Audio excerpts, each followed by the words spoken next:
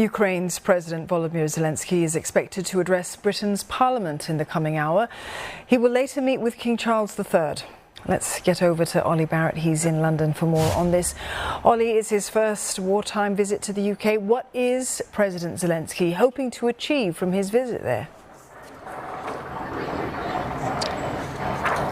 Well, one of the things that he is hoping to achieve here is the pledge of more support from the UK, and it's certainly been forthcoming already. Will was outlining some of the extra training that the UK says it will provide, particularly to pilots of NATO standard jets, but also to Marines. Now, that move to train fighter pilots on NATO standard jets is very interesting indeed, because only recently the UK government was saying it didn't think that it was practical to send fighter jets from the UK to Ukraine because they were very complicated pieces of machinery and it would take months to train the Ukrainians to be able to use them. So obviously, therefore, speculation that this step being announced by the UK today is a move towards, at some point in the future, the possible sending of jets by the UK to Ukraine. So Volodymyr Zelenskyy certainly will be pleased that that extra support has been prompted perhaps by this visit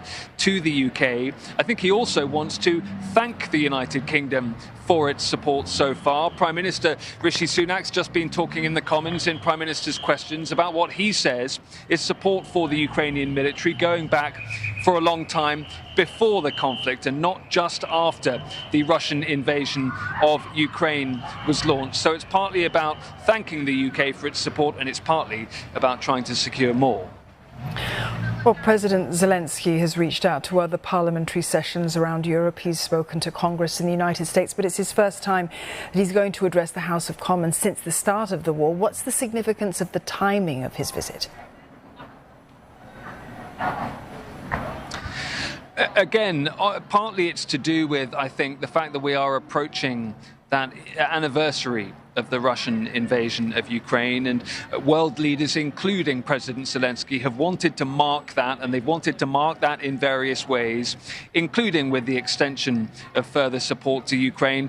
But also there is an element of significance to the fact that Volodymyr Zelenskyy feels safe and secure to travel again outside the borders of Ukraine, even as we approach that important anniversary. Going back to the political element to all of this, we've just had that PMQ session in the UK House of Commons, normally incredibly partisan, opponents shouting at each other, criticising each other across the aisle. Much of the focus today was about Ukraine. All politicians across all parties singing really from the same hymn sheet on that particular topic, paying tribute to Volodymyr Zelenskyy. And when he does speak in Westminster Hall here later on, in not much more than 20 minutes or so from now, it really will be an honour that isn't extended to very many world leaders or dignitaries. President Obama was the last one to do it. Ollie, thank you for that. Ollie Barrett there in London.